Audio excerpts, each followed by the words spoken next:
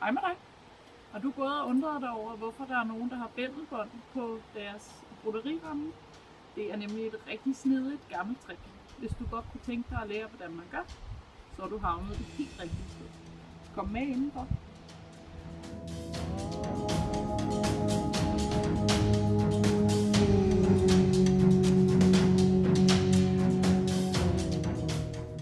At putte bændelbånd på broderierammerne, det er noget, jeg har lært af min mormor. Det er et gammelt trick, som jeg varmt kan anbefale. Det gør 2 forskellige ting. Den ene, det er, at det beskytter stoffet. Rammerne, de er nemlig ret hårde, og kan derfor godt være en lille smule hårdere ved specielt de finere stoffer. Det gør så også det, at fordi rammerne er ret glatte i det, så holder det bedre fast på stofferne. Specielt de her tynde, sådan glatte, måske silkestoffer eller sådan noget. Så gør det, at det simpelthen bliver holdt bedre i spænd og bliver, hvor vi gerne vil have det. Jeg putter altid bændelbånd på. Jeg synes, det er en rigtig god ting. Det gør, at broderirammen lige bliver et ekstra godt arbejdsredskab. Hvis du skal brodere i meget kraftige materialer, tykke uldmaterialer for eksempel, så kan det godt være, at bændet det stjæler for meget plads for rammen. Så man kan jo gøre det, at man har nogle rammer med bændel og nogle rammer uden bændel. Bændelbåndet er et bomuldsbånd, som er vævet trådlige og som har ægkanter i begge sider. Det blev brugt meget i gamle dage. Der havde man det som stropper i viskestykker og til at lukke dynebetrækket ned i enderne, eller som bindebånd i for eksempel hagesmække og sådan noget. Det kommer i alle mulige forskellige farver og bredder, og jeg har endnu ikke oplevet, at de her farver har smittet af på noget af det stof, jeg har broderet på, så man skal ikke være bange for at vælge en af de sjovere farver. Til gengæld så vil jeg anbefale, at man vælger en af de smallere bånd, fordi det gør det nemmere at vikle rundt om rammen. Denne her, den ligger på 8 mm, og denne her ligger på 10 mm.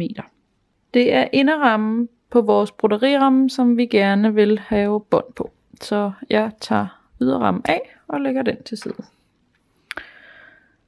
Jeg starter altid, så enden af bændlet er inde i min ramme, og så skal man binde rigtig hårdt, så det sidder stramt bændlet.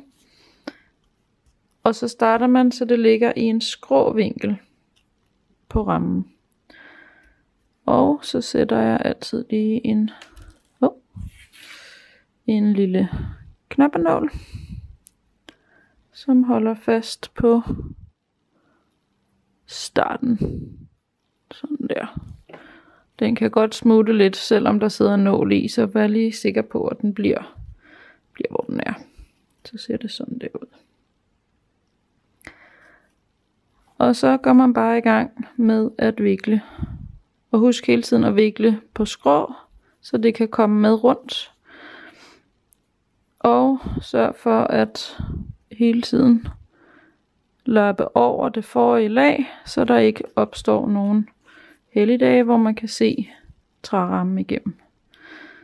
Og jeg trækker rigtig, rigtig hårdt til her, så jeg er sikker på, at bændet bliver, hvor det skal være, og ikke skrider fra mig.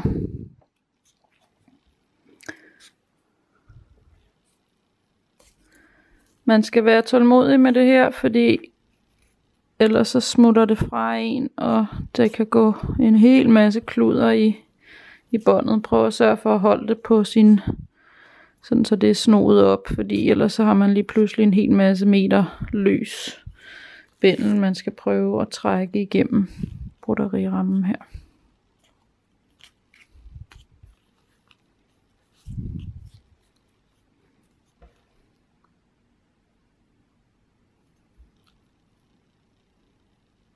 Nu kan jeg se, der er kommet en lille helligdag her. Og det har fået skubbet, så der vil det med tiden åbne sig, så båndet skrider. Så går jeg bagud og starter forfra. Så er jeg halvvejs her, og det begynder at ligne noget. Det ser rigtig fint ud. Som I kan se, så har enden, den har rykket sig lidt fra at ligge helt ned til kanten her, så den hoppet derop. Og det gør altså ikke noget, men vær opmærksom på, at den ikke begynder at åbne sig her i sin snoning, fordi så kan det være rigtig svært at få med spændet tilbage igen. Jeg har flyttet nålen, så den sidder heroppe. Det kan godt være en god hjælp, så den bliver ved med at støtte og holde fast i de 2 lag bindel. Vi fortsætter derudad. Så er jeg ved at være nået til vejs ende her. Jeg tager nålen ud og lige sørger for, at den stadig er stram i sin snorning der. Og så kan vi stille og roligt komme hen og lappe over der, hvor vi startede.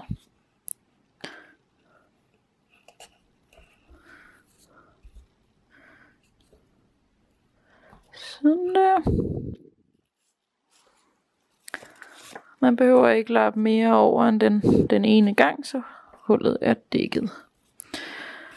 Så klipper jeg af. Nu har jeg båndet her på indersiden af ringen.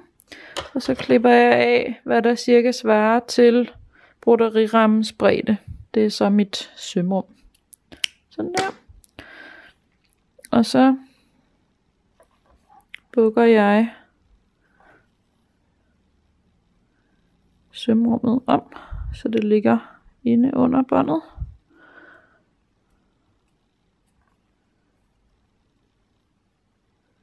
Sådan der. Og fik jeg måske klippet det lige en lille smule for langt, så klipper vi det lige lidt ned. Sådan der. Grunden til at jeg lægger det inde i rammen, det er at jeg ikke vil have at det skal ligge og fylde på ydersiden af rammen. Det er jo her hvor vi kommer til at sætte vores broderi og vores yderramme på. Ydersiden skal vi helst have så jævn som overhovedet muligt, og den her den vil ligesom ligge og lave en bule, som gør at stoffet ved siden af vil sidde mere løst og ikke blive bundet ordentligt fast inde i rammen. Så sætter jeg lige et par knappenåle i der, så jeg har min ende godt spændt fast. Og så skal den lige sys. Og vi skal sy med en helt almindelig sort sytråd, der er foldet dobbelt, så den har en lille lykke i enden. Jeg starter med at hæfte enden ved bare at stikke igennem det foldede lag på bændet, der i midten.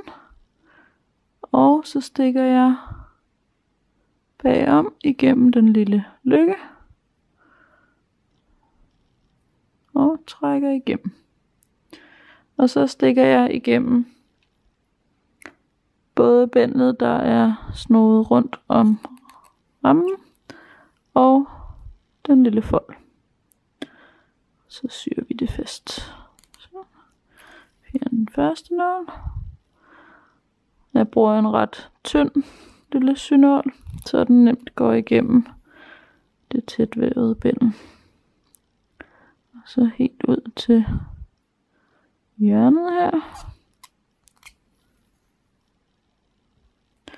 Og så går vi bagud igen.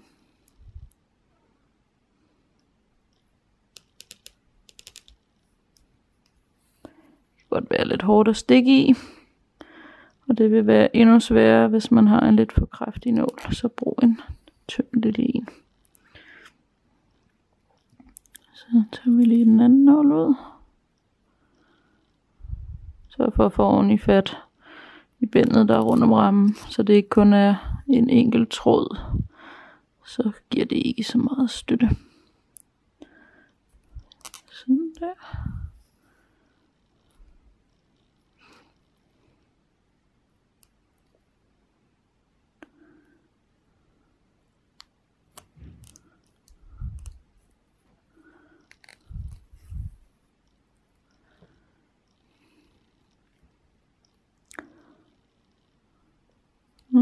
Lige et lille sting tilbage. Og så hæfter jeg ende ved at sy en knude, så jeg tager bare lige et lille nip, og så stikker jeg ned til, stikker jeg venstre om. Så der står en lykke tilbage, og så går jeg rundt op og igennem lykken. Og vi tager lige en mere. Stikker venstre om, til der står en lykke. Og bagom, sådan der. Og så stikker jeg ned igennem bændelfolden.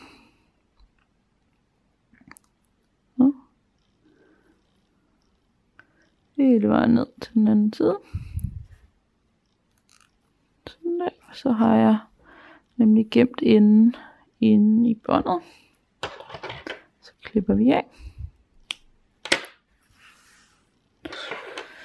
Og så har vi en rigtig fin ramme, der er klar til brug. Har du nogle andre gode tips, tricks eller fremgangsmåder til det her emne, så del dem endelig nede i kommentarfeltet, så alle os andre kan blive kloge og seje og endnu bedre til vores håndværk. Indtil vi ses næste gang, rigtig god fornøjelse og rigtig god hygge.